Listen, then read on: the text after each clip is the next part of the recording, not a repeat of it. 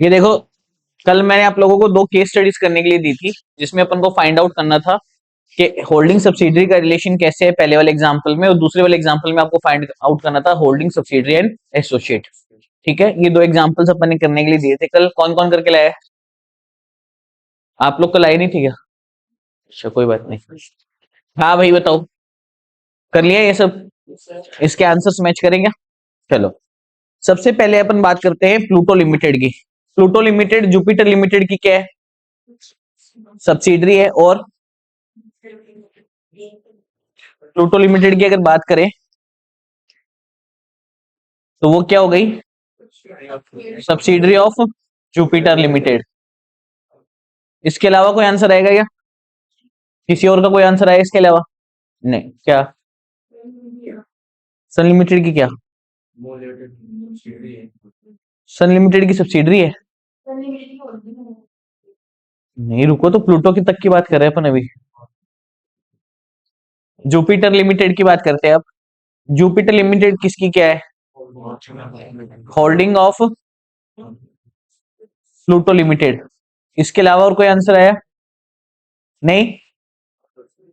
Associate नहीं find out करना था इसमें। ठीक है, एक, दो, तीसरा अपन बात करते हैं स्टार लिमिटेड की।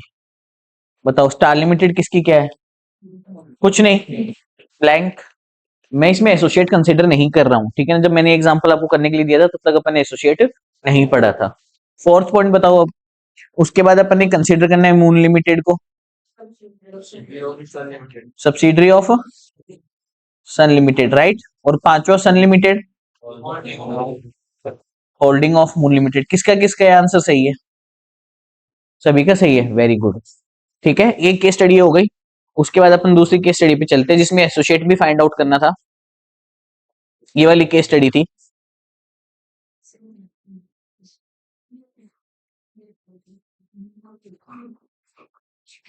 देखो, बताओ, स्टार्ट करते हैं नीचे से ही। प्लूटो लिमिटेड कौन सी कंपनी होगी बताओ? Associate of Moon limited. उसके अलावा बस यही होगा। ठीक है, वेरी गुड। उसके बाद जुपिटर लिमिटेड की बात करते हैं। Associate of Moon limited, associate of, और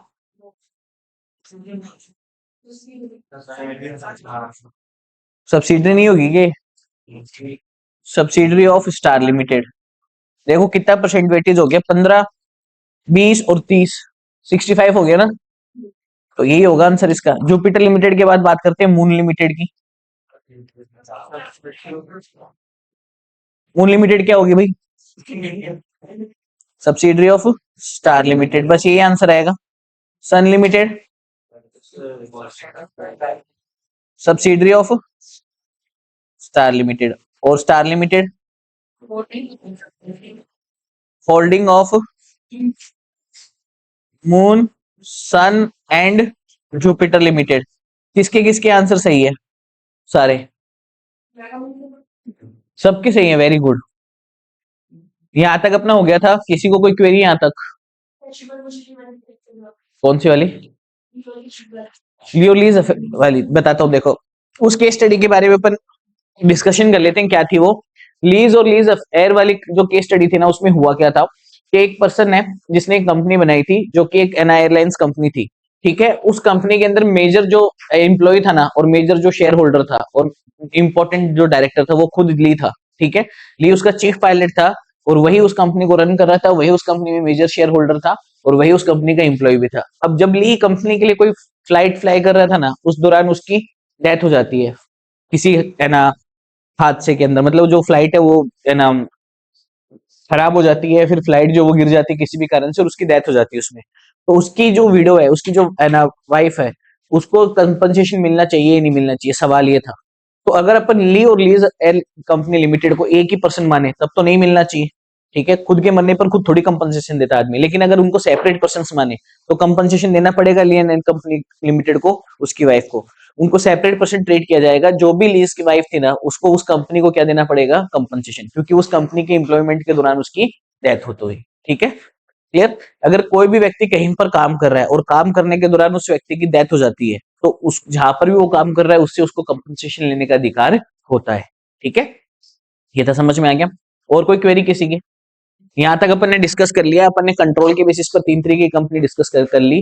पहला था होल्डिंग, दूसरा था सब्सिडरी, तीसरा था एसोसिएट। इसके अलावा अपन ने लेयर्स वाला पॉइंट डिस्कस किया था, जो कि इंपॉर्टेंट पॉइंट है। लेयर्स के केस में क्या था,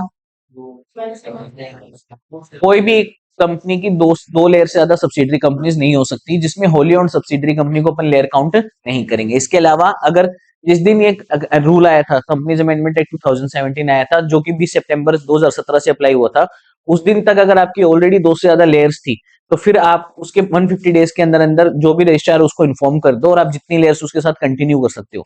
सब्सिक्वेंटली अगर आपकी लेयर्स कम होती है, तो अगर वो दो से कम हो गई तो दो पर वापस जा सकते हो, लेकिन दो से ज्यादा है तो जितनी उतनी रखनी पड़ेगी, वापस आप ज्यादा पर नहीं जा सकते। जैसे 4 से 3 हो गई, 3 से 4 पर वापस नहीं जा सकते अब आप। ठीक है, इसके अलावा अगर आप किसी फॉरेन कंपनी को है ना क्या करते हो, टेक ओवर करते हो, किसी फॉरेन कंपनी को एक्वायर कर लेते हो और उसकी मल्टीपल सब्सिडरी लेयर्स है, तो उस केस में भी ये पॉइंट अप्लीकेबल नहीं होगा। ठीक है, तो दो एक्सेप्शन हो गए इसके। इसके अलावा होली और सब्सिडरी कंपनी को अपन लेयर में काउंट नहीं करते। ये पॉइंट्स थे, क्लियर है? किसी को यहां तक कोई डाउट है तो बताओ।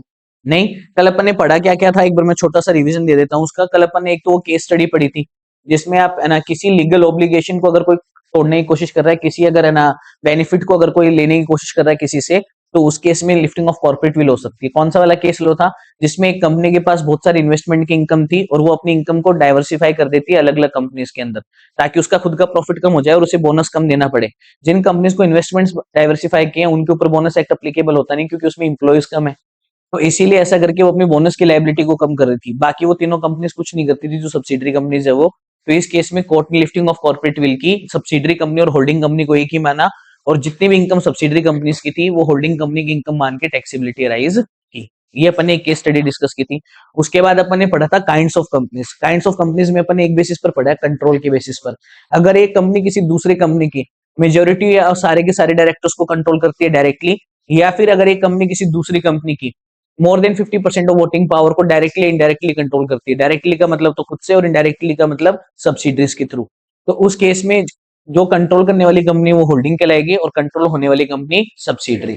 एसोसिएट कंपनी पढ़ा था अपन ने। एसोसिएट कंपनी का मतलब था कि अगर किसी कंपनी के अंदर आपका सिग्निफिकेंट इन्फ्लुएंस है, सिग्निफिकेंट इन्फ्लुएंस का मतलब था 20% और more of voting power up to 50%। ठीक है, तो वो कंपनी आपकी एसोसिएट कंपनी कहलाएगी। जैसे एबीसी लिमिटेड ने पीक्यूआर लिमिटेड में 30% वोटिंग पावर ले रखा है, तो पीक्यूआर एबीसी की क्या है, एसोसिएट कंपनी है। ठीक है, इसके अलावा अपन ने पढ़ा था कि अगर कोई कंपनी दो दो कंपनी मिलकर अगर साथ में कोई जॉइंट वेंचर कर रही है, या फिर साथ में मिलकर कोई जॉइंट प्रोडक्ट कर रही प्रोजेक्ट कर रही है, तो उस प्रोजेक्ट के लिए वो दोनों कंपनी एक दूसरे की क्या कहलाएगी, एसोसिएट।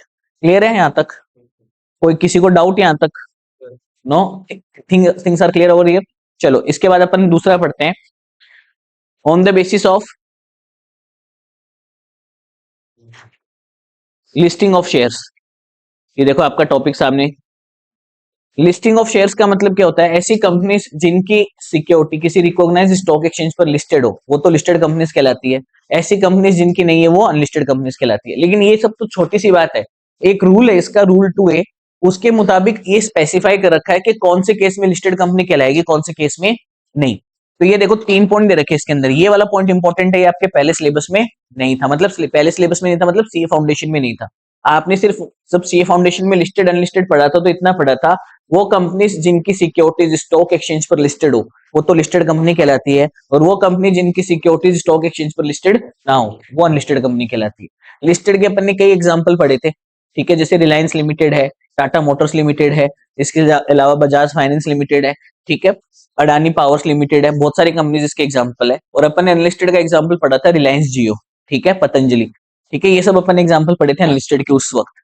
अब देखो एक पॉइंट है, लिस्टेड कंपनीज के बारे में कुछ स्पेसिफाई कर रखा है कि कौन से कंडीशंस में लिस्टेड कंपनी, आप सिक्योरिटीज को लिस्टेड करवाने के बाद भी वो लिस्टेड कंपनी नहीं कहलाएगी। देखना, the following classes of company shall not be considered as listed companies. ऐसी कौन सी कंपनी जो लिस्टेड कंपनीज नहीं है? इसका पहला पॉइंट देखो, public companies which have not listed their equity shares on a recognized stock exchange but have listed their non-convertible debt securities issued on private placement basis on a recognized stock exchange in terms of SEBI regulations 2008 or non-convertible redeemable preference shares issued on a private placement basis on a recognized stock exchange in terms of SEBI regulations 2013। अब देखो है क्या, ये public company है, क्या issue कर रही है, क्या लिस्ट कर रही है, सॉरी लिस्ट कर रही है दो चीजें, नॉन कन्वर्टेबल डेप्ट और नॉन कन्वर्टेबल प्रेफरेंस शेयर्स, और दोनों कौन से बेसिस पर कर रही है, प्राइवेट प्लेसमेंट। अब देखो जब अपन चैप्टर नंबर 3 पढ़ेंगे ना, तो चैप्टर नंबर 3 में अपन पढ़ेंगे कि कोई भी पब्लिक कंपनी जो है ना वो अपनी सिक्योरिटीज 3 तरीके से ऑफर कर सकती है। एक तो पब्लिक ऑफर कर सकती है, वो पब्लिक को इनवाइट कर सकती है अपनी सिक्योरिटीज के लिए प्रोस्पेक्टस वगैरह इशू करके, दूसरा वो प्राइवेट प्लेसमेंट कर सकती है, और तीसरा वो राइट शेयर्स या बोनस शेयर्स दे सकती है। राइट शेयर्स या बोनस शेयर के बारे में आपने सुना होगा, प्रोस्पेक्टस के बारे में आपने सुना होगा, अकाउंट्स में क्वेश्चंस आते थे, एक कंपनी ने प्रोस्पेक्टस इशू करके एप्लीकेशंस मांगी, कंपनी के पास इतनी एप्लीकेशंस आई, कंपनी ने उसमें से इतनी एप्लीकेशंस के अगेंस्ट तो अलॉटमेंट दिया, बाकी एप्लीकेशंस कर दी रिजेक्ट, याद आया।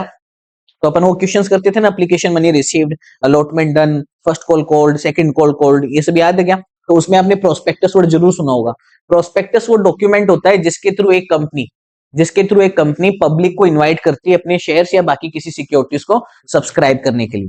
तो इसमें देखो बड़ा क्लियर लिख रखा है, अगर एक public company recognised stock exchange पर अपने सिक्योरिटीज को लिस्ट करवाती है तो वो लिस्टेड कंपनी कहलाती है, लेकिन उसके एक्सेप्शंस है। अगर एक पब्लिक कंपनी किसी भी रिकॉग्नाइज्ड स्टॉक एक्सचेंज पर प्राइवेट प्लेसमेंट बेसिस पर नॉन कन्वर्टेबल डिबेंचर्स या non convertible preference shares list करवा रही है ना, तो वो लिस्टेड कंपनी के केस कैटेगरी में नहीं आएगी। जैसे एक एग्जांपल लेता हूं, एबीसी लिमिटेड एक कंपनी है जिसने रिकॉग्नाइज्ड स्टॉक एक्सचेंज के ऊपर अपने नॉन कन्वर्टेबल डिबेंचर्स लिस्ट करवाए हैं, जो कि वो प्राइवेट प्लेसमेंट बेसिस पर इश्यू करने जा रही है। तो बताओ ये लिस्टेड कंपनी कहलाएगी कि या नहीं, नहीं कहलाएगी। तीन बातें टिक करनी है आपको, पब्लिक कंपनी एक, दूसरा नॉन कन्वर्टेबल डिबेंचर्स या नॉन कन्वर्टेबल प्रेफरेंस शेयर्स, और तीसरा प्राइवेट प्लेसमेंट। अगर ये पब्लिक ऑफर होता ना तो it will be constituted as listed company. समझ में आई मैं क्या बोलना चाह रहा हूं। पब्लिक ऑफर के थ्रू आप पूरी पब्लिक को इनवाइट करते हो, कोई भी पर्सन उस पब्लिक, जो भी पब्लिक में से चाहे वो जो एप्लीकेशन है उसको अप्लाई करके कंपनी के शेयर्स या बाकी सिक्योरिटीज मांग सकता है। लेकिन प्राइवेट प्लेसमेंट के केस में सिर्फ वो लोग सिक्योरिटी सब्सक्राइब कर सकते हैं जिनके पास ऑफर आया है। जैसे एक एग्जांपल के तौर पर मैं पब्लिक ऑफर कर रहा हूं, तो आप में से कोई भी उस ऑफर को ऑफर के अगेंस्ट क्या कर सकता है, इन्विटेशन टू ऑफर होता है प्रोस्पेक्टस, तो उसके अगेंस्ट क्या कर सकते हो आप, ऑफर कर सकते हो एप्लीकेशन डालकर। लेकिन अगर मैं प्राइवेट प्लेसमेंट कर रहा हूं ना, तो जैसे फॉर एग्जांपल यशस्वी को शेयर्स ऑफर किए गए लेकिन सुहानी को नहीं किए गए, तो सिर्फ यशस्वी वो ऑफर एक्सेप्ट कर सकती है, सुहानी ऑफर एक्सेप्ट नहीं कर सकती। समझ में आया मैं क्या बोलना चाह रहा हूं। तो प्राइवेट प्लेसमेंट के थ्रू आप कुछ फिक्स लोगों को ही क्या कर सकते हो, सिक्योरिटीज ऑफर कर सकते हो। पब्लिक ऑफर के थ्रू आप किसी को भी कर सकते हो, ये डिफरेंस है। जनरल ऑफर, स्पेसिफिक ऑफर याद है क्या आपको। जनरल ऑफर में कोई भी व्यक्ति दी गई कंडीशन को पूरा करके ऑफर एक्सेप्ट कर सकता है ना। स्पेशल ऑफर में क्या होता था, सिर्फ दिया, जिस पर्सन को ऑफर दिया गया है वही एक्सेप्ट कर सकता है ना।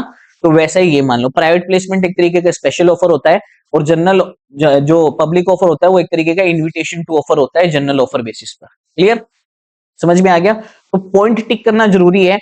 पहली बात कैसी कंपनी है, पब्लिक कंपनी। दूसरी बात कौन सी सिक्योरिटीज है, नॉन कन्वर्टेबल डेट्स या नॉन कन्वर्टेबल प्रेफरेंस शेयर। अब नॉन कन्वर्टेबल का मतलब समझ में आता है ना, जो कन्वर्टेबल होता है उसको बाद में आप इक्विटी शेयर्स में कन्वर्ट कर सकते हो। जो नॉन कन्वर्टेबल होता है वो कभी भी कन्वर्ट नहीं होगा, उसका रिडम्पशन ही होगा, पेमेंट ही होगा, आप उसके बदले इक्विटी शेयर्स नहीं दे सकते। क्लियरली समझ में आ रही है बात। पहला पॉइंट हो गया। Third, both categories of 1 and 2 above. ये दोनों कैटेगरी जो जिसके अंदर है वो, मतलब या तो ये या बोथ। समझ में आ गया। अगर आप non convertible debt recognised stock exchange पर लिस्ट करवा रहे हो प्राइवेट प्लेसमेंट बेसिस पर, तो आप लिस्टेड कंपनी नहीं हो। या आप क्या करवा रहे हो, non convertible preferential recognised stock exchange पर लिस्ट करवा रहे हो प्राइवेट प्लेसमेंट बेसिस पर, तो आप नहीं हो। या आप दोनों लिस्ट करवा रहे हो, दोनों, नॉन कन्वर्टेबल डेप्ट भी, नॉन कन्वर्टेबल प्रेफरेंशियल्स भी, लेकिन दोनों किस बेसिस पर इशू करोगे आप, प्राइवेट प्लेसमेंट बेसिस पर, तो भी आप लिस्टेड कंपनी नहीं हो। तो अगर आपसे कोई लिस्टेड कंपनी की डेफिनेशन पूछे तो आप क्या बोलोगे, those companies whose securities are listed on a recognised stock exchange are called listed companies, but there are exceptions to it. First exception, those public companies who are issuing who are listing their non-convertible debts or non-convertible preference shares or both on a recognized stock exchange to be issued on a private placement basis. तीनों point टिक हो गए इसके अंदर। अगला point B वाला, private companies which have listed their non-convertible debt securities issued on a private placement basis on a recognized stock exchange in terms of SEBI regulations 2008। वापिस अब कौन सी कंपनी है, प्राइवेट कंपनी की बात कर रहा है, प्राइवेट कंपनी है और उसने कौन से इशू करवाया है, नॉन कन्वर्टेबल डेट। इसमें देखो प्रेफरेंस शेयर की बात नहीं कर रहा है, ठीक है, और किस बेसिस पर, प्राइवेट प्लेसमेंट। अब देखो प्राइवेट कंपनी की अगर मैं बात करूं ना तो उसके पास पब्लिक ऑफर करने का ऑप्शन भी नहीं होता, होता ही नहीं है, ठीक है ना। प्राइवेट कंपनी के पास दो ही तरीके से सिक्योरिटीज ऑफर करने का ऑप्शन होता है, एक तो प्राइवेट प्लेसमेंट के थ्रू, एक राइट या बोनस इशू के थ्रू, ठीक है। वो कभी भी पब्लिक ऑफर नहीं कर सकती। क्लियर है? एक याद पॉइंट आपको याद है, प्राइवेट कंपनी की जब अपन डेफिनेशन पढ़ते तो उसमें तीसरा पॉइंट है prohibited on invitation of public. तो पब्लिक से ना वो डिपॉजिट एक्सेप्ट कर सकती है ना उनको सिक्योरिटीज ऑफर कर सकती है। क्लियर है? तो दूसरा पॉइंट ये है। तो दूसरा एक्सेप्शन क्या है, अगर कोई प्राइवेट कंपनी अपनी नॉन कन्वर्टेबल डेप्ट को लिस्ट करवाती है जो कि वो प्राइवेट प्लेसमेंट बेसिस पर इशू करेगी, तो उस केस में वो लिस्टेड कंपनी नहीं कहलाएगी। क्लियर? और तीसरा जो पॉइंट है ना, दिस इज एन अमेंडमेंट, अभी अभी जस्ट जो लास्ट अटेम्प्ट हुआ है, जो मतलब जस्ट जिसका एग्जाम होगा अभी मई के अंदर, उसके लिए अमेंडमेंट आया था क्या, सेक्शन 23 सबसेक्शन 3 अपन आगे पढ़ेंगे चैप्टर नंबर 3 में। उसमें क्या होता है कि कोई भी कंपनी जो होती है ना, वो सीधा फॉरेन में जाकर, इंडिया की कोई कंपनी है वो फॉरेन में जाकर वहां के जो है ना रिकॉग्नाइज्ड स्टॉक एक्सचेंज होते हैं ना, उस पर अपनी सिक्योरिटीज लिस्ट करवा सकती है। जैसे कोई इंडियन कंपनी, मान लो रिलायंस लिमिटेड है, रिलायंस लिमिटेड ने मान लो अमेरिका के अंदर जाकर किसी रिकॉग्नाइज्ड स्टॉक एक्सचेंज पर अपनी शेयर्स लिस्ट करवा ली, अपनी सिक्योरिटीज लिस्ट करवा ली, समझ गए क्या। अगर वो इंडिया में भी लिस्टेड है तब तो वो लिस्टेड कहलाएगी ऑब्वियसली, लेकिन अगर इंडिया में तो उन्होंने लिस्ट नहीं करवा रखा और इंडिया के बाहर जाकर लिस्ट करवाया है, तो उन्हें अपन लिस्टेड कंपनी की कैटेगरी में शामिल नहीं करेंगे। क्या लिख रखा है, पब्लिक कंपनीज, पहली बात तो पब्लिक कंपनीज होनी चाहिए, which have not listed their equity shares on a recognized stock exchange but whose equity shares are listed on a recognized stock exchange in a jurisdiction has specified in subsection 3 of the section 23 of the act। अब section 3 subsection 3 of section 23 क्या बोलता है कि अगर कोई भी company India के बाहर के लोगों को सिक्योरिटीज ऑफर करना चाहती है, तो जिस कंट्री के लोगों को सिक्योरिटीज ऑफर करना चाहती है वहां के रिकॉग्नाइज्ड स्टॉक एक्सचेंज पर अपनी सिक्योरिटीज लिस्ट करवा सकती है। एक एग्जांपल के तौर पर मान लो रिलायंस जियो है, रिलायंस जियो ने इंडिया में तो इक्विटी शेयर लिस्ट नहीं करवाए इंडिया के रिकॉग्नाइज्ड स्टॉक एक्सचेंज पर, लेकिन अमेरिका में जाकर लिस्ट करवाए इक्विटी शेयर्स और वहां के लोगों को सिक्योरिटीज ऑफर कर रही है इक्विटी शेयर्स के थ्रू, तो क्या वो लिस्टेड कहलाएगी क्या इंडिया के कॉन्टेक्स्ट में? Answer is no. समझ गए? इंडिया के रिकॉग्नाइज्ड स्टॉक एक्सचेंज पर अगर आप लिस्ट करवाते हो और आप इक्विटी शेयर्स ऑफर करते हो, तभी आप क्या कहलाते हो, लिस्टेड कंपनी कहलाते हो। तो तीन तरीके की कंपनी को इन्होंने लिस्टेड कंपनीज की कैटेगरी से बाहर रखा है। पहला, वो पब्लिक कंपनीज जो नॉन कन्वर्टेबल डेट या non convertible preference share private placement basis पर इशू करना चाहती है और उसने लिस्टिंग करवाई है इन सिक्योरिटीज की, दोनों की या दोनों में से कोई एक, तो वो लिस्टेड कंपनी नहीं है। दूसरा, प्राइवेट कंपनी जो प्राइवेट प्लेसमेंट बेसिस पर नॉन कन्वर्टेबल डेट इशू करना चाहती है और उसने लिस्टेड करवाया उसको रिकॉग्नाइज्ड स्टॉक एक्सचेंज पर, वो नहीं कहलाएगी। और तीसरा, ऐसी कंपनीज जो फॉरेन ज्यूरिडिक्शन में जाकर वहां के रिकॉग्नाइज्ड स्टॉक एक्सचेंज पर अपनी सिक्योरिटीज को लिस्ट करवाकर सिक्योरिटीज ऑफर कर रही है, लेकिन उसने इंडिया में सिक्योरिटीज लिस्टेड नहीं करवाई, तो उसे अपन लिस्टेड कंपनी नहीं बोलेंगे। क्लियरली बात समझ में आ रही है क्या मेरी? समझ में आ गया ये पॉइंट? तीन एक्सेप्शंस है, पब्लिक कंपनी के दो एक्सेप्शंस है, प्राइवेट कंपनी का एक एक्सेप्शन है, ठीक है। तीसरा जो पॉइंट है ना, या बाकी के दोनों जो पॉइंट है, अगर आपको एकदम डिटेल में समझने ना तो चैप्टर नंबर 3 का वेट करो। चैप्टर नंबर 3 में अपन सब यही पढ़ेंगे, खाली प्राइवेट प्लेसमेंट क्या होता है, पब्लिक ऑफर क्या होता है, कौन सी कब लिस्टेड करवाना पड़ता है, कब लिस्टेड नहीं करवाना पड़ता, ठीक है, सब कुछ वही कवर करेंगे अपन। क्लियर? आगे चलते हैं। अनलिस्टेड कंपनी तो नॉर्मल है, जिस कंपनी की सिक्योरिटीज लिस्टेड ना हो वो क्या कहलाएगी, अनलिस्टेड कंपनी। अगला, फॉरेन कंपनी। ये सब पढ़ने से पहले और भी पॉइंट बाकी है, अभी ऊपर चलते हैं। वापस कंट्रोल के बेसिस पर अपन ने पढ़ लिया, लिस्टिंग के बेसिस पर अपन ने पढ़ लिया। अब देखो अपन पढ़ते हैं साइज के बेसिस पर। साइज के बेसिस पर दो तरीके की कंपनी होती है, ऑन द बेसिस ऑफ,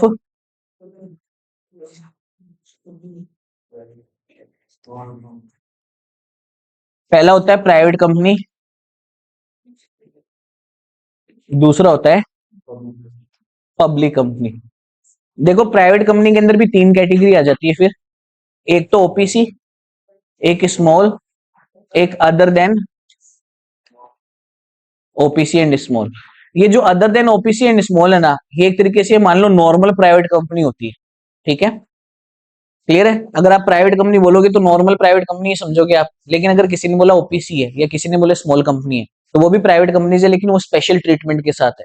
और एक है पब्लिक कंपनी। पब्लिक कंपनी की कोई कैटेगरी नहीं है, पब्लिक कंपनी एक ही कैटेगरी में आती है, ठीक है। तो सबसे पहले अपन नॉर्मल प्राइवेट कंपनी के बारे में पढ़ेंगे, उसके बाद अपन पब्लिक कंपनी के बारे में पढ़ेंगे। नॉर्मल प्राइवेट कंपनी देखो क्या होती है। Private company means A company having such minimum paid up share capital has में बी प्रिस्क्राइब्ड। अब minimum paid up share capital हमेशा अपन यही पढ़ेंगे, क्योंकि अभी तक कोई minimum paid up capital prescribe नहीं कर रखी है, ठीक है, मैं बता देता हूँ नहीं कर रखी है। तो एक्ट में एक प्रोविजन छोड़ रखा है कि कई बार अगर गवर्नमेंट चाहे कि कम से कम आपको इतनी कैपिटल तो लगानी पड़ेगी कंपनी बनाने के लिए, तब ये प्रोविजन अप्लाई होता है। लेकिन अभी तक गवर्नमेंट ने कोई minimum paid up share capital prescribe नहीं कर रखी, मतलब आप 1 रुपए से भी कंपनी चालू कर सकते, ठीक है। And which bye it's articles, लेकिन अपने आर्टिकल्स के द्वारा ये क्या करती है, बहुत इंपॉर्टेंट पॉइंट है ये आर्टिकल्स वाला जो पॉइंट है ना इसमें, ये बहुत इंपॉर्टेंट पॉइंट है। यही पॉइंट डिफरेंशिएट करता है पब्लिक कंपनी और प्राइवेट कंपनी को। इसके अलावा जो लिमिटेड या प्राइवेट लिमिटेड वर्ड अपन नाम के आगे लगाते हैं उससे भी पता चलता है। क्या करता है अपने आर्टिकल्स के through, restrict the right to transfer it shares. जो भी प्राइवेट कंपनी के शेयर होल्डर्स है, अगर वो अपने शेयर्स को ट्रांसफर करना चाहे तो उनके राइट्स क्या है, रिस्ट्रिक्टेड। मैंने प्रोहिबिटेड वर्ड यूज नहीं किया, मैंने क्या बोला है, restricted. What is the difference between prohibited and restricted? Prohibited allowed ही नहीं है, रिस्ट्रिक्टेड अलाउड विद कंडीशंस, ठीक है। ये वर्ड अपन बार बार क्यों डिस्कस करते हैं, देखो कुछ वर्ड्स ऐसे होते हैं जो जितनी बार भी आप लो पढ़ोगे ना उतनी बार आपके पीछे पड़े रहेंगे, जैसे रिस्ट्रिक्टेड, प्रोहिबिटेड, ठीक है। रेक्टिफाई, रेटिफाई, याद है कि मैंने बताए थे वर्ड। रेक्टिफाई और रेटिफाई में डिफरेंस क्या होता है? रेक्टिफाई का मतलब तो होता है टू करेक्ट समथिंग, और रेटिफाई का मतलब होता है to approve something, allow something, ठीक है। इसके अलावा अपन एक पढ़ा था सब्जेक्ट टू और नॉट विद स्टैंडिंग। ये दो बहुत इंपॉर्टेंट कीवर्ड है। अगर आपको सब्जेक्ट टू और नॉट विद स्टैंडिंग का मतलब नहीं पता ना, तो आपको बहुत सारे लॉस और बहुत सारे सेक्शंस पढ़ने में दिक्कत आएगी। जैसे एक एग्जांपल देता हूं मैं, सेक्शन 19 ऑफ पार्टनरशिप एक्ट, वो है सब्जेक्ट टू सेक्शन 22। इसका मतलब अगर सेक्शन 19 और सब सेक्शन 22 में कभी किसी बात को लेकर डाउट हुआ या किसी बात को लेकर आपस में मिसअंडरस्टैंडिंग हुई, तो आप किसकी बात सुनोगे, 22 की, क्योंकि सेक्शन 19 का दायरा सेक्शन 22 के दायरे से बाहर नहीं जा सकता, ठीक है, क्लियर है। अगर यही मान लो सेक्शन 19 में लिखा होता notwithstanding to,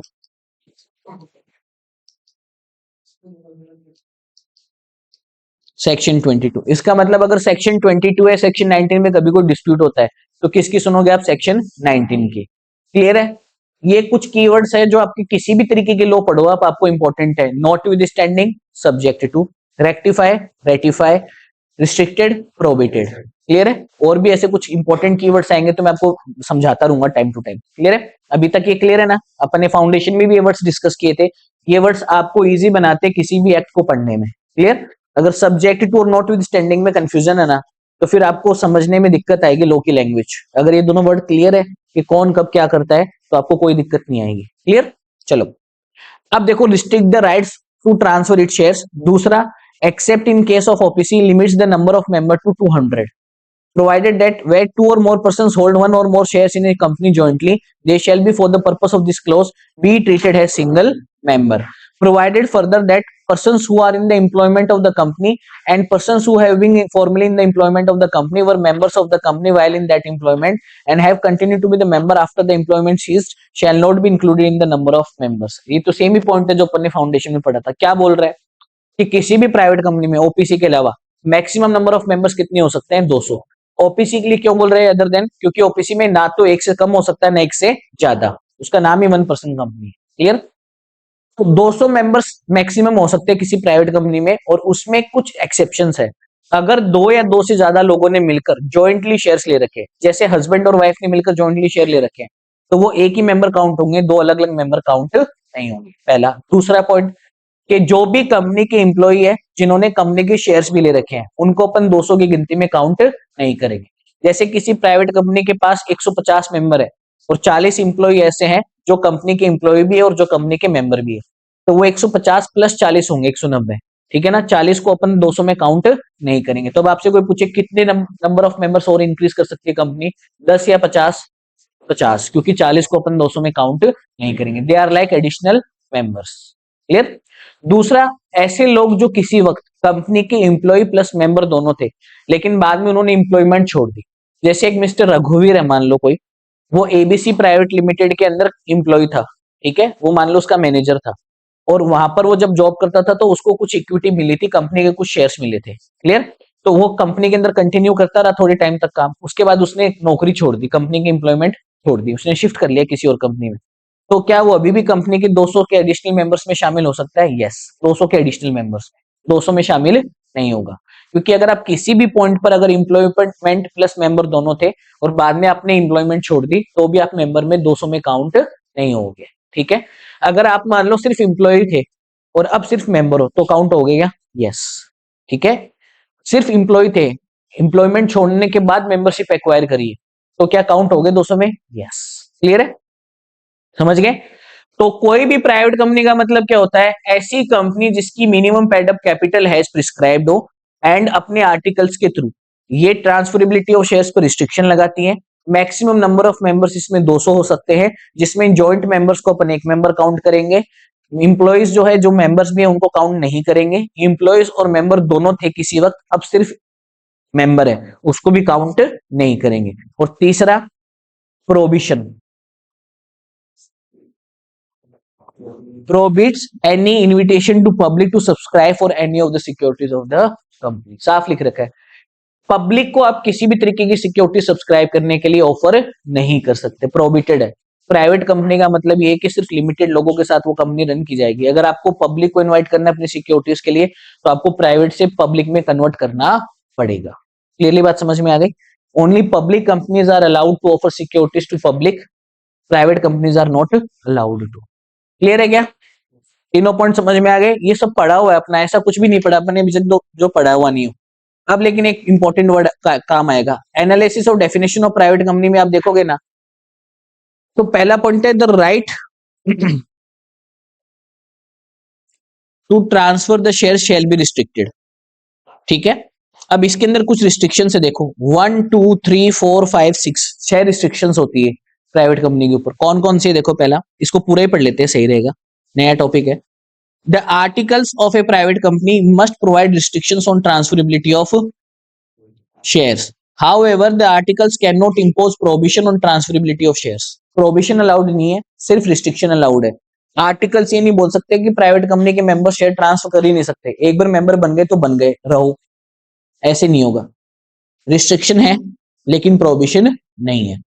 In other words, there cannot be a complete ban on transfer of shares. The restrictions must be applied uniformly. Uniformly का मतलब क्या होता है? एक समान रूप से।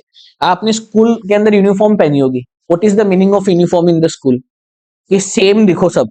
किसी भी स्कूल के अंदर यूनिफॉर्म का मतलब क्या होता है कि जो भी स्कूल में पढ़ने आ रहे हैं उनमें किसी तरीके का कोई डिस्क्रिमिनेशन नहीं हो, सब एक समान दिखे, एक्सेप्ट अगर आपका बर्थडे है तो, है ना, वो अलग से दिखना चाहिए ताकि सब पार्टी मांग सके।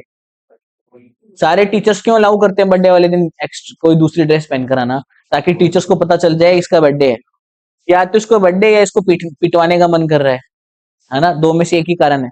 तो बर्थडे है तो वो फिर पार्टी मांग सकते हैं, और अगर पिटवाने का मन कर रहा है तो उनके आराम हो जाएगा, पीटने को मिल जाएगा कोई। झुंझुनू अकेडमी पता है ना आपको? झुंझुनू अकेडमी के साथ है ये इश्यू। झुंझुनू अकेडमी के अंदर अगर कोई एक स्टूडेंट पीटा जा रहा है ना, तो पहली बात तो टीचर क्लास में नहीं पीटता उसको, जो एक बड़ा सा होल बना हुआ है उसमें लेकर आके पीटता है, और फिर जो भी टीचर आसपास से गुजर रहा होता है ना, वो साथ में हाथ साफ कर जाता है, उसका कुछ लेना देना नहीं है। कॉमर्स का स्टूडेंट है, साइंस का टीचर पीट के चला गया, क्यों? क्योंकि उसको कोई पीट रहा था। हाँ, अब किस लिए पीट रहे? साइंस वाले टीचर को पूछे ना क्यों पीटा आपने उसको, तो उसको नहीं पता है क्यों पीटा, बोले सर पीट रहे थे तो कोई कारण से पीट रहे होंगे, तो मैंने भी पीट दिया। ऐसे पिटाई होती है वहां। वहां जो टीचर के साथ आपकी हुई है नोक-झोंक, या जिस टीचर के साथ आपने कोई बदमाशी करी, वो तो पीट ही रहा है, बाकी सारे टीचर्स भी पीट रहे हैं, आ रहे जा रहे वो पीट के जा रहे हैं। 15 मिनट तक ये कार्यक्रम चलता रहता है। एक जो पीट रहा है वो तो 15 मिनट तक पीटे जा रहा है, बाकी 2-2 मिनट का सपोर्टिंग रोल कर रहे हैं।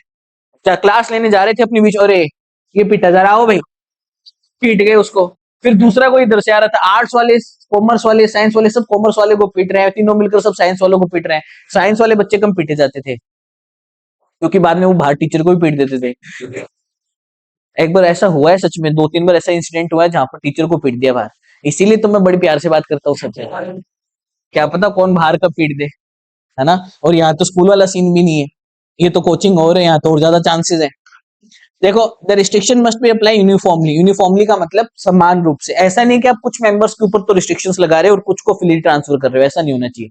रिस्ट्रिक्शंस है तो एक मेंबर पर है, तो जितने भी प्राइवेट कंपनी के मेंबर्स है सब पर सेम तरीके से रहेगी। ऐसा नहीं कुछ मेंबर्स को लिबर्टी, कुछ मेंबर्स को लिबर्टी नहीं है, ऐसा नहीं होगा। And in other words, the articles must not discriminate between the members regarding their rights to transfer the shares. Discrimination नहीं होना चाहिए। आगे, generally the articles of a private company contains the following grounds restricting the transfer of shares. Generally का मतलब सामान्य रूप से ये सब restrictions होते हैं। क्या क्या?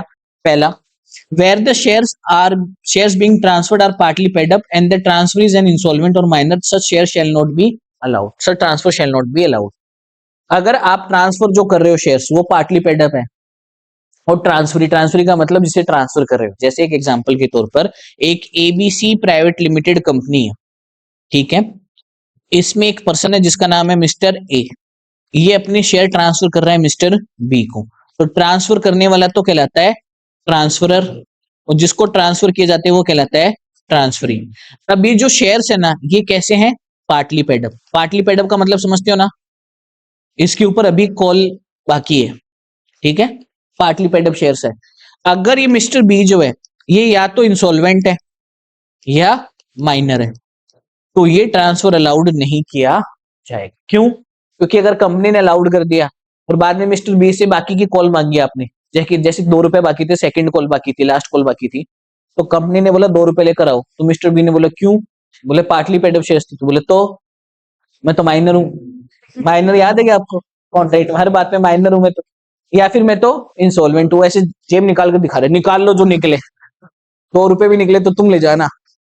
तो इंसॉल्वेंट जो आदमी, उससे क्या मांगेगा कोई? वो जी रहा है बस, है ना। बाकी पैसे तो चुकाने के उसके पास थे नहीं, तभी तो इंसॉल्वेंट डिक्लेयर हुआ है वो। तो इसीलिए इंसॉल्वेंट या माइनर है और पार्टली पेड अप शेयर्स है तो अलाउड नहीं किया जाएगा। दूसरा रिस्ट्रिक्शन क्या होता है? Where a member intends to transfer his shares, he shall give a notice to the company of his intention to transfer such shares. And if no existing members is willing to purchase such shares, only then member can transfer his shares to any other person of his choice. पहले आपको किसको offer करने पड़ेंगे अपने shares? Member को। जैसे ए transfer कर रहा है अपने शेयर्स किसी और को, तो वो किसी और में कौन होना चाहिए? पहले मेंबर। प्राइवेट कंपनी की जो बाकी के मेंबर्स हैं उनमें से किसी को करना पड़ेगा उसे। अगर कोई मेंबर लेने में इंटरेस्टेड नहीं है तब वो किसी आउटसाइडर को कर सकता है। क्लियर? जैसे अपन सब किसी प्राइवेट कंपनी के अंदर मेंबर्स हैं और मान लो मैं अपने शेयर ट्रांसफर करना चाहता हूँ नितिन सर को, मैं नितिन सर को ट्रांसफर कर सकता हूँ क्या? नहीं। पहले मुझे आप सबसे पूछना पड़ेगा। अगर आप में से कोई भी मेरे शेयर्स खरीदने में इंटरेस्टेड नहीं है, बोले सर हमारे खुद के पैसे नहीं चुकाए जा रहे, आप और कहां से ले रहे हो, ठीक है, तो फिर मैं नितिन सर को ऑफर कर सकता हूँ। तो पहले कोई भी मेंबर अगर अपने शेयर्स ट्रांसफर करना चाहे तो कंपनी को बताएगा, फिर उसे अपने एग्जिस्टिंग मेंबर्स को ही ऑफर करना पड़ेगा। अगर वो लेने के लिए तैयार नहीं है तब वो आउटसाइडर को अपने शेयर्स ट्रांसफर कर सकता है। Clear? Third point, where the company has lien on the shares held by the members shall not be entitled to transfer such shares. ये तो सब में होता है भाई। अगर पब्लिक कंपनी में भी ऐसा होना तो नहीं ट्रांसफर किया करने दिया जाएगा। राइट ऑफ लाइन अगर एक्सरसाइज कर रखा है कंपनी ने तो फिर ट्रांसफर नहीं हो सकता। जैसे एक एग्जांपल के तौर पर कंपनी ने सेकंड कॉल मांगी, आपने सेकंड कॉल नहीं चुकाई, कंपनी ने आपको नोटिस दिया, आपने नहीं चुकाई, कंपनी ने आपके शेयर्स फॉरफिट कर लिए। अब आप बोल रहे हैं मैं तो ट्रांसफर करूंगा मेरे शेयर्स, वो तो फॉरफिट हो चुके हैं ना, तो फिर आप ट्रांसफर नहीं कर सकते। या फिर कई बार क्या होता है कि किसी कारण की वजह से कंपनी शेयर्स को ट्रांसफर करना अलाउ नहीं करती क्योंकि शेयर्स को लेकर कुछ कंफ्यूजन है, कुछ प्रॉब्लम है, तो राइट ऑफ लाइन कंपनी ने एक्सरसाइज कर रखा है। उस पीरियड के दौरान अगर आप अपने शेयर्स ट्रांसफर करना चाहो तो नहीं कर सकते। क्लियर है? Fourth point, where the instrument of transfer of such shares deposited with the company is incomplete or defective or not properly stamped, the transfer of shares shall be refused. जिस document के through आप share transfer करोगे ना उसको transfer deed बोलते हैं। मैं बता दूं, तो आपको एक कॉन्सेप्ट बताता हूँ। 2 तरीके के शेयर्स होते हैं, एक तो होता है फिजिकल शेयर्स, एक होता है डीमेटलाइज्ड। डीमेटलाइज्ड जो शेयर्स होते हैं, डीमेट अकाउंट सुना है क्या आपने? 99% अब डीमेट अकाउंट में शेयर्स होते हैं, लेकिन कुछ पुरानी कंपनीज है ना, बहुत पुरानी कंपनीज, उनके शेयर्स फिजिकल शेयर्स के रूप में भी हो सकते हैं। प्राइवेट कंपनीज के शेयर्स भी फिजिकल शेयर्स के रूप में हो सकते हैं क्योंकि उनको लिस्टिंग वगैरह तो करवानी नहीं होती। तो अगर फिजिकल शेयर्स है तो आपको अगर वो ट्रांसफर करने किसी पर्सन को, तो आप जिस इंस्ट्रूमेंट के थ्रू वो ट्रांसफर कर सकते हैं उसे बोलते हैं ट्रांसफर डीड। क्या बोलते हैं उसे? Transfer deed. अब जैसे फॉर एग्जांपल मैं अपने शेयर्स आप में से किसी को ट्रांसफर कर रहा हूँ, जैसे मान लो धर्मेंद्र को कर रहा हूँ, तो मैंने ट्रांसफर डीड बनाकर देनी पड़ेगी। उस ट्रांसफर डीड के अंदर अगर कुछ भी इनकम्प्लीट है या सिग्नेचर वगैरह नहीं है या कोई भी कारण से वो ट्रांसफर डीड वैलिड नहीं है, तो कंपनी शेयर ट्रांसफरेबिलिटी क्या कर देगी, रिफ्यूज कर देगी, मना कर देगी। तो 4 रिस्ट्रिक्शन अपन ने पढ़ लिए। पहला रिस्ट्रिक्शन क्या था कि अगर आप माइनर को या इंसॉल्वेंट को partly paid up share transfer करना चाहो तो नहीं कर सकते। दूसरा, अगर आप शेयर ट्रांसफर करना चाहते हैं तो पहले आपको कंपनी को बताना पड़ेगा। जब कोई भी एग्जिस्टिंग मेंबर आपके शेयर्स लेने के लिए ट्रांसफर रेडी नहीं है, तब आप किसी आउटसाइडर को कर सकते हो। तीसरा, जहां पर कंपनी ने राइट ऑफ लाइन एक्सरसाइज कर रखा है वहां पर ट्रांसफर अलाउड नहीं होगा। चौथा, जहां पर आप जो शेयर्स है वो ट्रांसफर करने के लिए जो डॉक्यूमेंट डिपॉजिट करवाते हो वो डॉक्यूमेंट डिफेक्टिव है या वो डॉक्यूमेंट इनकम्प्लीट है, तो आपको शेयर ट्रांसफर करने नहीं दिया जाएगा। पांचवा, where a member intends to transfer his shares at a price mutually agreed between him and buyer of the shares, such transfer shall not be made except at the price determined by the auditor of the company or by the members in general meeting। जो भी members और auditor के द्वारा valuation के मुताबिक price determine की जाती है, अगर आप उस प्राइस पर शेयर ट्रांसफर करते हो तब तो ठीक है, उस प्राइस के अलावा किसी और प्राइस पे ट्रांसफर करना चाहते हो तो अलाउड नहीं है।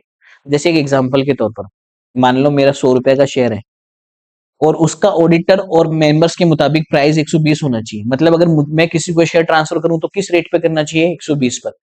मैं मान लो 90 रुपीज पे ट्रांसफर करना चाहता हूँ, तो मेरे शेयर से क्या आपत्ति होगी, लेकिन ऐसे केस में कंपनी अलाउ नहीं करेगी। तो इसका एक सोल्यूशन है ना, आप सामने वाले को 120 पे ट्रांसफर कर दो, 30 रुपए उसे कच्चे में दे दो, 30 रुपए उसे बाद में दे दो। समझ गए क्या, शेयर तो ट्रांसफर हो ही गए, बाद में दे दो। तो ये तो मतलब रिस्ट्रिक्शन तो है, लेकिन इसका अंडर द टेबल सेटलमेंट हो जाता है। समझ गए क्या, अंडर द टेबल बहुत सेटलमेंट होता है इंडिया में हर चीज के लिए, कुछ ही करके देख लो आप। आगे चलते हैं, ट्राई मत करना कभी कुछ कर लो और बाद में सेटलमेंट नहीं हो पाए तो मुझे बोलो सर ने बोला तो सेटलमेंट हो जाता है। हैं, नहीं भाई, वो कुछ अलग ही लेवल है वो। इसीलिए तो सीए बनने के बाद प्राउड फील होता है कि हमने ना कोई रिजर्वेशन लिया था, ना हमने कोई घूस खिलाई थी, ना हमारे कोई चाचा विधायक का काम आया था, कुछ नहीं। मैंने बताया होगा आप लोगों को, मेरे एक फ्रेंड है, उसके मामा जी प्रेसिडेंट थे इंडिया लेवल पर सीए के, फिर भी उसको कुछ हेल्प नहीं मिली। पेपर तो छोड़ो, उसको ये नहीं बताया कि कब एग्जाम होंगे जब तक डेट्स अनाउंस नहीं हुई। तो ये बहुत कॉन्फिडेंशियल मामला है, इसीलिए तो सीए प्राइड लेते हैं अपने आप में इतना, क्योंकि हम किसी चीज के रिजर्वेशन के तहत नहीं बन रहे, हम किसी तरीके की कोई चापलूसी के तहत नहीं बन रहे। जो भी एग्जामिनेशन प्रोसेस है, जो भी सीए की डिग्री लेने के लिए जो भी चीज एक्टिविटीज, जो भी ट्रेनिंग्स वगैरह एग्जाम्स वगैरह कंडक्ट करने पड़ते हैं, वो सबको करने पड़ते हैं, कोई किसी से बचा हुआ नहीं। चाहे आप खुद प्रेसिडेंट के बेटे क्यों ना हो, आपको फिर भी एग्जाम्स क्लियर करने पड़ेंगे और आपको कोई हेल्प नहीं मिलेगी। ये एकदम क्लियर है, पता ही नहीं चलता किसकी कॉपी किसके पास गई है, रोल नंबर तो भेजते नहीं है वो। किसकी कॉपी किसके पास है कुछ नहीं पता। अगर आप अपने बेटे की भी कॉपी चेक कर रहे हो, जैसे कोई चार्टर्ड अकाउंटेंट वो अपने बेटे की कॉपी चेक कर रहा है, जब तक उसे अपने बेटे की राइटिंग का नहीं पता ना, तब तक उसे पता ही नहीं चलेगा ये मेरे बेटे की कॉपी है क्या, कितना कॉन्फिडेंशियल होता है। समझ गए, मार्किंग थोड़ी सी अजीब होती है रिजल्ट को कम या ज्यादा करने के लिए, वो एक अलग बात है, लेकिन ये धांधली नहीं होती कि आप पैसे देकर सीए बन जाओगे। ट्राई करके देखना, ठीक है ना, बैन कर दिए जाओगे। समझ गए क्या, जिनका काम ही दुनिया के फ्रॉड फाइंड आउट करना है वो कैसे फ्रॉड करने देंगे, बाद में जाकर करते हो वो एक अलग बात है, सीए बनने के बाद वो अलग चीज है एक। मैं छुपा दूंगा सर कैसे भी करके, आप तो पैसे आधे मुझे दो, ठीक है, वो एक अलग बात है। छठा point, where shares were allotted by the company to an employee of the company, such member employee shall transfer his shares only on an existing member of the company। अब देखो, अगर किसी एम्प्लॉय को शेयर्स दिए गए थे ना और वो एम्प्लॉय अपने शेयर्स ट्रांसफर करना चाहता है, तो वो सिर्फ एग्जिस्टिंग मेंबर को कर सकता है। अगर कोई एग्जिस्टिंग मेंबर शेयर लेने के लिए तैयार नहीं तो नहीं कर सकता वो, ठीक है, तब भी नहीं कर सकता, क्लियर है, ठीक है। अगर नॉन एम्प्लॉय अपने शेयर्स ट्रांसफर करना चाहे तो वो पहले एग्जिस्टिंग मेंबर को करेगा, एग्जिस्टिंग मेंबर लेने के लिए तैयार नहीं तो वो किसी आउटसाइडर को कर सकता है। लेकिन अगर एम्प्लॉय है जिसे एम्प्लॉयमेंट के दौरान शेयर्स दिए गए थे, मेंबर बनाया गया था, अगर वो अपने शेयर्स ट्रांसफर करना चाहे तो सिर्फ एग्जिस्टिंग मेंबर को कर सकता है, आउटसाइडर को नहीं। क्लियर है, समझ गए। अब ये बी वाला पॉइंट तो अपन ने पढ़ लिया, 200 नंबर ऑफ वाला है, इसमें 3 काउंट नहीं होते, जॉइंट मेंबर से एक मेंबर काउंट होता है, जो लोग एम्प्लॉयमेंट में वो काउंट नहीं होते, जो कभी एम्प्लॉयमेंट और मेंबर दोनों थे बाद में उन्होंने एम्प्लॉयमेंट छोड़ दी वो भी काउंट नहीं होते। और पब्लिक ऑफर करने की प्रोविजन है, ठीक है, ये सभी है। ये minimum paid up share capital अपन पढ़ ही चुके हैं, हैज प्रिस्क्राइब लिख रखा है इसमें। आगे चलते हैं पब्लिक कंपनी। पब्लिक कंपनी की डेफिनेशन बड़ी सिंपल सी है, जो प्राइवेट कंपनी नहीं है वो पब्लिक कंपनी है। अब आपको एग्जाम में पूछ लिया प्राइवेट और पब्लिक कंपनी क्या होती है, पहली बात तो ऐसा क्वेश्चन शायद ही आएगा एग्जाम में, क्योंकि वो सीए फाउंडेशन तक ठीक है, इंटर में नहीं पूछते ऐसे, लेकिन फिर भी पूछ लिया तो ये मत लिखाना प्राइवेट कंपनी की डेफिनेशन में विच is not a public company, और पब्लिक कंपनी की डेफिनेशन में लिखा है विच is not a private company. वो मतलब अगर पॉसिबल होगा तो घर पे आके चट्टू मार के जाएगा वो। मतलब क्या लिख रहे हो ये, कुछ भी, है ना। तो पब्लिक कंपनी की डेफिनेशन ऐसी है कि विच is not a private company. अगर बाई चांस आपके आई नहीं होगी, लेकिन अगर बाई चांस ही लिखना आ जाए कहीं पर कि पब्लिक कंपनी क्या होता है और आप सिर्फ इतना लिखा हो which is not a private company, तो नंबर नहीं मिलेंगे। You have to define the private company also. Clear. अगर आपने बोला कि ए कौन है, बोले बी नहीं है, तो आपको ये तो बताना पड़ेगा ना कि बी कौन है। फिर समझ गए क्या, ए नहीं, हाँ मुझे पता था आप ये लिख कर आओगे, वो चट्टू वाली बात मैंने आपके लिए बोली थी। और वो एग्जामिनर का पता नहीं, मैं मार दूंगा किसी दिन। ठीक है, बस मैं तो इसलिए रुक जाता हूँ कि मुझे वो अकेडमी के दिन याद आ जाते हैं, जब टीचरों को मैंने धुलते हुए देखा है क्लास स्कूल के बाहर। आओ डेफिनेशन ऑफ पब्लिक कंपनी देखते हैं। Public company means A company which is not a private company, बहुत इंपॉर्टेंट बात है ये।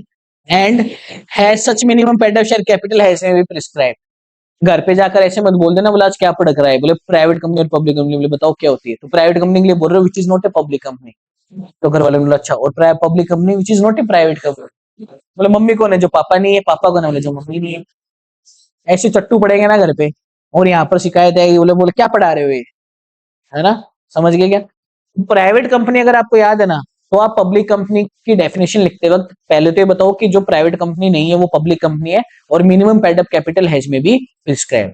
और फिर आपको ये डिफाइन करना पड़ेगा कि प्राइवेट कंपनी क्या होती है। इसके अलावा एक इंपॉर्टेंट वर्ड, एक इंपॉर्टेंट पॉइंट है, प्रोवाइडेड दैट करके जो प्रोविजो दे रखा है ना इसके अंदर, सेक्शन 2 क्लोज 71 के अंदर, ये पढ़ो, दिस इज वेरी इंपॉर्टेंट। यही है मतलब मेन पॉइंट इसके अंदर।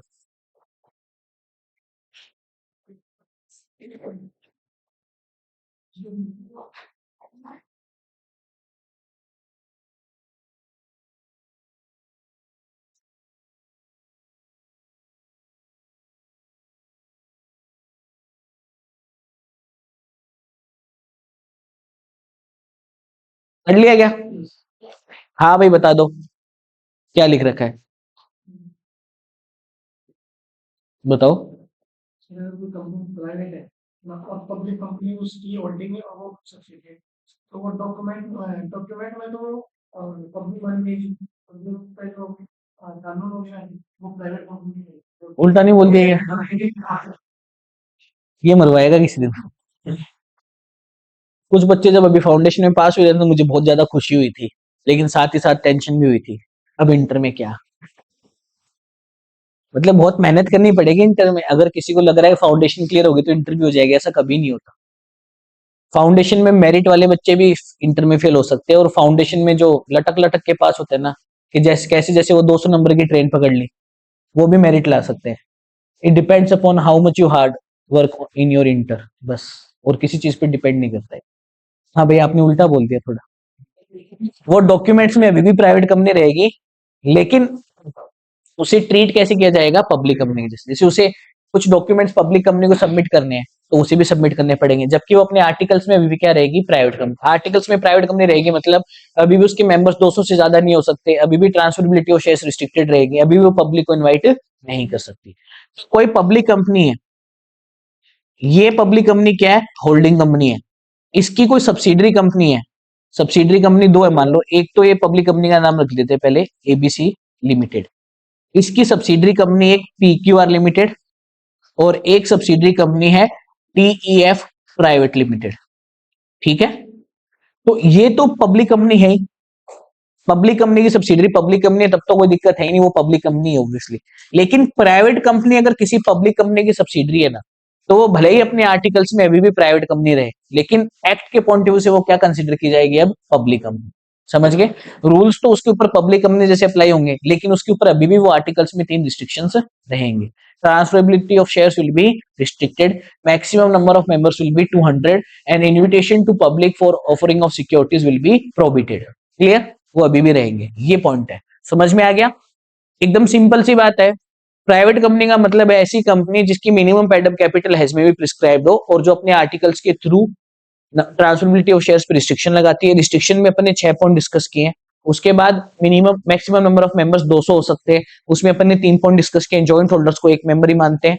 उसके बाद जो इम्प्लॉय मेंबर दोनों उसको काउंट नहीं करते 200 में, जो इम्प्लॉय मेंबर दोनों था अब सिर्फ मेंबर है उसे भी काउंट नहीं करते। और फिर जो पब्लिक को सिक्योरिटीज ऑफर करने के ऊपर प्रोहिबिशन लगाती है। क्लियर? उसके बाद अपन ने पब्लिक कंपनी पढ़ा जो प्राइवेट कंपनी नहीं है और minimum paid up capital has में भी प्रिस्क्राइब्ड है, वो पब्लिक कंपनी होती है। पब्लिक कंपनी की अगर कोई सब्सिडरी है, चाहे भले ही वो प्राइवेट कंपनी क्यों ना हो, तो अभी भी अपने आर्टिकल्स में प्राइवेट कंपनी रहेगी, लेकिन एक्ट के पॉइंट ऑफ व्यू से वो क्या कंसिडर की जाएगी? Public company. क्लियर? क्लियर है ना ये पॉइंट? यहां तक किसी को कुछ भी डाउट हो तो पूछ सकता है, कोई डाउट्स नहीं है? Very good. अब देखो 2 पॉइंट और बच गए अपने इस पॉइंट टॉपिक में, स्मॉल कंपनी और ओपीसी। स्मॉल कंपनी और ओपीसी अपन पढ़ेंगे कल, आज बस अपन इतना ही पढ़ेंगे, इसके आगे अपन कल डिस्कस करेंगे। क्लियर है? जो मैंने पढ़ाया आज वो सब पढ़कर आना। जिनके पास नोट्स नहीं है प्लीज नितिन सर से कलेक्ट कर ले। ठीक है।